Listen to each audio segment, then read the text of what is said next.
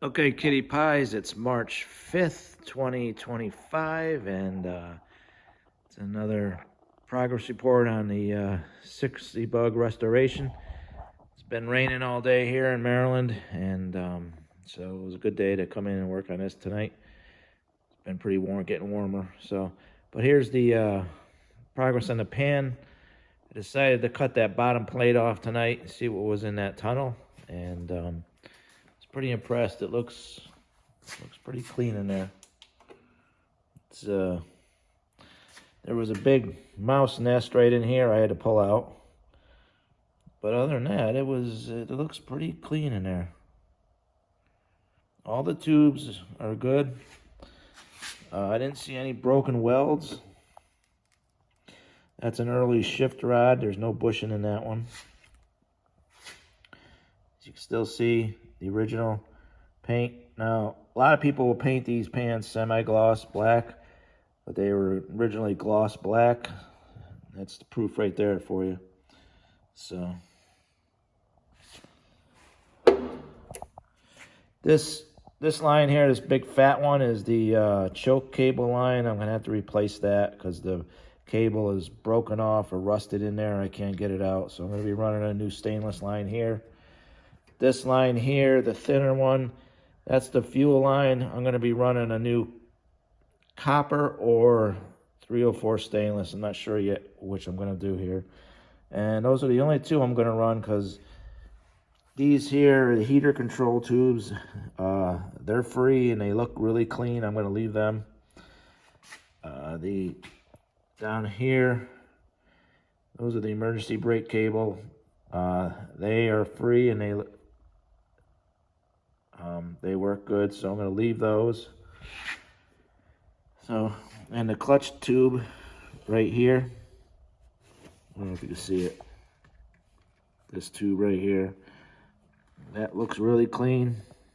I might reinforce welding in this area here, but usually those are broken off, and I'm surprised it's pretty clean. So I'll go over what I did tonight on this. Once again, there's a lot of welds here because when they weld them, they weld this plate on first, and then when they weld the pans on, they double weld it. So there's going to be double the amount of welds in this area. So you're going to do a lot of drilling or grinding to get this bottom plate off. What I do, and you can see here, I kind of sacrifice the panel. If you take your time and drill them out, you could probably save this panel and re-weld it back on. But I went to town. You can see I ground those down. This is a pretty thick plate. So I used, once again, my belt sander with 60 grit. And I went through about 1.5 boxes of belts for this. And it wasn't bad. I thought it'd go through a lot more. This is actually a pretty soft steel, so it cut through it pretty fast. And then I used the air chisel to pop my welds after that because it is such a thick piece of metal. And you can see here how clean it is. It doesn't leave a lot of holes. It doesn't take a lot of material off. So, you can see here water did sit in there at one point at the bottom of that pan. But overall, it's pretty decent shape. I like doing this because it's better than cutting holes in the side. I don't like doing that if I don't have to. This way I can get to everything and I could treat everything. See here, there's rust in between the sheets of metal. I can clean that all up and go from there. So here's that panel from Vitoran. Once again, this one's nice and heavy duty. Okay. So,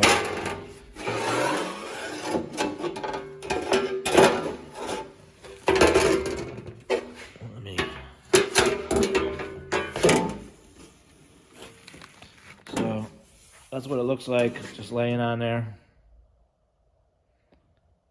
Nice panel, nice stampings, nice and thick. Fits really good, looks like. So, and then if you notice right here in the front, Hold on a second. Stupid magnetic light. So this is part of the headpiece for the front of the pan here. If you notice here, there's a couple spot welds here. I'm going to be drilling those out, and they welded it solid here, okay? This bottom plate. What I'm going to do is drill these out, prop this up a little bit, grind that weld off, and pop that piece out of there so I could slide this piece like the factory did right up under here. Now what I want to do is I want to make this an access panel for future maintenance work. I'm going to, let me think about this. I'm not sure exactly how I'm going to do it, but I think I'm going to weld my pans on first. Weld them without the bottom plate on, weld the pans on. This will still be open in the bottom, and then I'm going to put this plate in here, and then I'm going to drill holes through everything, through this plate, through here, and through the floor pans, all three pieces. And then once I get my holes drilled, I'm going to pull this plate back off again, and I'm going to put nut certs in there. They have these nut certs tools, probably 10 millimeters or whatever, and I'm going to stagger them where I didn't weld the floor pan.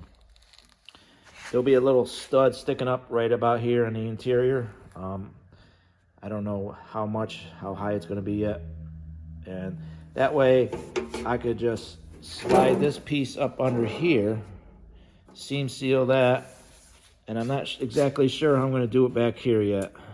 I want to keep the moisture out, but this isn't a structural piece. It is strong, but once you clamp it, bolt it down, it'll be part of the car. So that way, if I ever need to get in that tunnel again, I could just undo those bolts by the nut certs from underneath, slide this panel off, and I can get to everything in that tunnel. I've seen guys do it years ago. They would,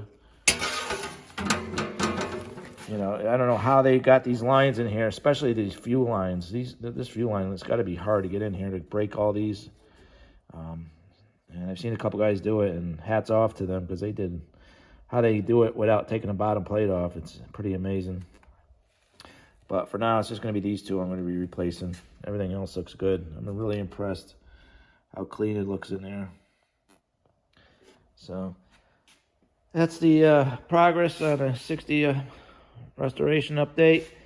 I'm going to leave the outriggers here for the pan. They look pretty solid still. Like I said, there's a little rust here, not too hateful. I took the steering box off, took it to work, cleaned it up. Found out was replaced with a later one, so I'm probably just gonna go ahead and probably buy a new one and just put it on there and get it over with. Put new tie rods in and call it a day. So, and since this tunnel looks so clean, I'm probably gonna leave this original tar paper on from the factory. I kind of like the way it looks. I know there's no rust under there. I don't think anyways, but if this is this clean, I can imagine it would be pretty clean in there too. So, okay, kitty pies. Just another update. Short one tonight. Now this, real quick, this took me about a little over an hour, about an hour to cut this off. So it's not hateful if you grind them. Now if you're gonna drill that, you'll probably be there a while. But if you drill it, you can save this plate without buying a new one. But fortunately, that Veteran company, they're really coming out with some good stuff. I think this is a new way a lot of guys will start doing their pans. Hopefully, makes it a lot easier. And we're just fortunate to have companies that make these panels like this now and make it easier. And while I got it upside down, I'll be making these here for the bottom pieces. Get those put in. So I do have rust on this side too. So, and this piece looks pretty good. So, okay, kitty pies, just another update.